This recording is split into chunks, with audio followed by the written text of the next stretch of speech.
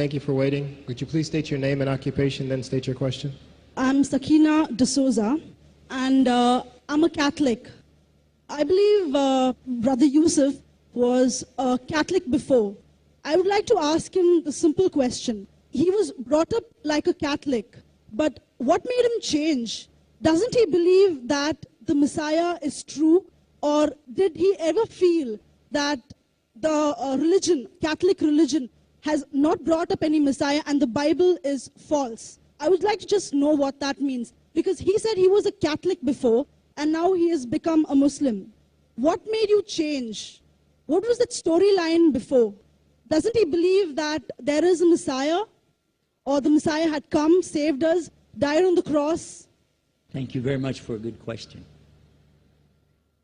I hate to disappoint you, but I wasn't a Catholic. But I was with a Catholic priest the night that he accepted Islam. And I asked him these questions you asked me. Because after all, I was still a Christian, a preacher in Christianity, and I wanted to know why my best friend, a Catholic priest, had converted. That's a pretty weird thing. A Catholic priest is not like a regular preacher in the Protestant religion. A Catholic priest has given up everything. He's given up his life to be a Catholic priest. When he enters into this realm, he's basically given away everything. He can't have a wife, he can't have children, obviously no grandchildren. He has no home, he just lives in a rectory or wherever they give him a place to stay. And he's sent wherever they tell him to go, do whatever he's told to do, and that's it. And he cannot disobey the Pope, otherwise they can kick him out of the religion, and if they do, he's excommunicated and he goes to hell forever. So how would a person like this want to become one of those Muslim terrorists? That's what I wanted to know. He explained in a very few beautiful words something that I came to learn for myself. He said that he was sincerely in the Catholic religion because he believed in God, that he had studied, his degree was in theology, and a part of the teaching that they as priests have is to study Islam. Every priest is forced to study Islam. Now you may not know that, but you can ask your priest and he'll confirm it. And when you study Islam, even when Islam is taught to you by somebody who hates Islam, as long as they don't corrupt it too far, you can still see the truth in Islam. A classical example happened to me just recently when I was in Saudi Arabia. A friend of mine, very old copy of one of the first Qurans ever translated to English by George Sale.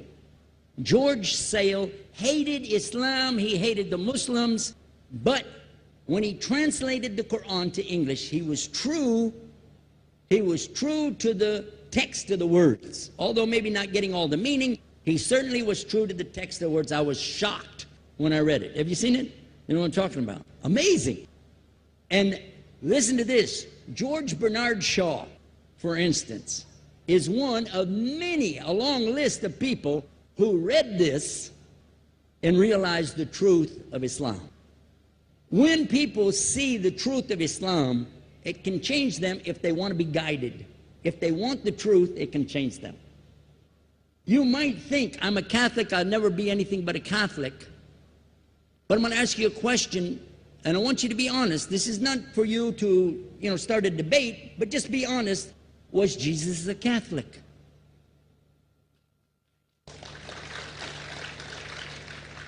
And it's not open to debate, so there's no point in opening that up, because you know and I know he wasn't. The Catholic Church was in business about 300 years before Jesus was born. It's on their website. Don't go like this. It's on their website. That's where I took it from. The Catholic Church was really started in Rome by Alexander the Great. Do you know what the word Catholic means? It means universal. It was the universal church for the Roman Empire. If you didn't join it, you could not be a Roman citizen. And it was opposed to the teachings of Judaism and opposed to the teachings of the early Christians for more than 200 and some years. And they were diametrically opposed to each other to the extent that it was the Romans killing the early Christians. Now, if you understand that, and you go to their website and read, they didn't even take over Christianity until the year 325 AD. And when they did, they changed a lot of things, again, referring to their own website. But if you want to check it in Britannica or Americana or grow your encyclopedias, go ahead and read about the Catholic Church. When, in August of 325 AD, at the Nicaea Council, they took over, first thing they said was, let's change the date of the birth of Jesus to be the same date as that of Mithras, which was the god, one of the gods worshipped there, and also the sun god's birthday was the same day, December the 25th, believing it to be the shortest day of the year. And Constantine was a sun worshiper of Sol Invictus. Go to the website, read it for yourself.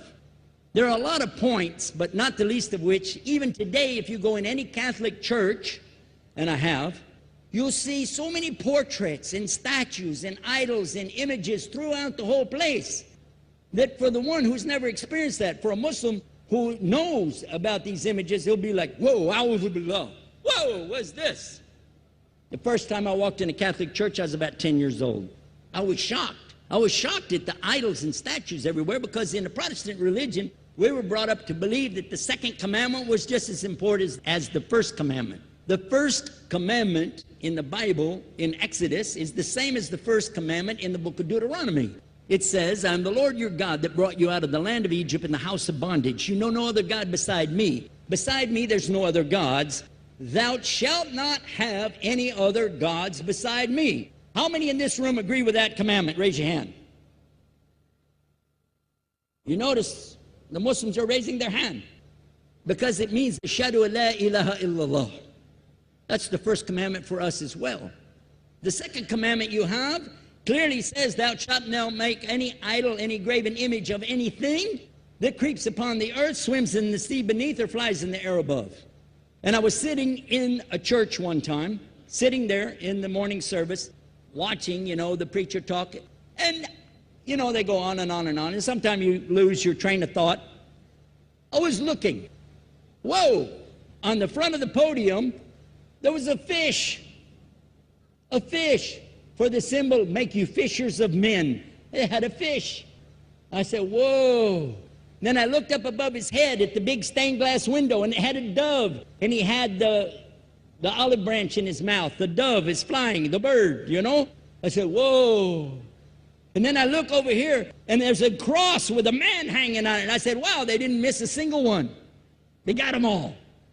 Something walking on the earth, something swimming in the sea beneath, something flying in the air above. So look at these two things. Clearly, the first two of the 10 commandments, bang, bang, boom. Because if you said God is more than one, where did you get it from? When Jesus is talking to his own companions and they ask him, what's the greatest commandment? Mark 12:29. Clear. The greatest commandment is to know, O Israel, the Lord your God is one God. And you have to love him with all your heart and all your mind and all your strength. And this is no different from what Prophet Muhammad ﷺ was saying, the same thing to his people. Same thing I mentioned in the lecture. This is certainly for us the same. So what you see is Muslims practicing the commandments, and you see people claiming the commandments but practicing something else. And I have seen more converts from the Catholic Church than any other of the many sects of Christianity, and especially from the nuns, priests, and even an archbishop. And all of them are better than me. Those guys and women that I see do this, they still sacrifice their whole life to get the true message of Islam, not only to you, but to Muslims as well, because we all need to know about it. But thanks for a great question.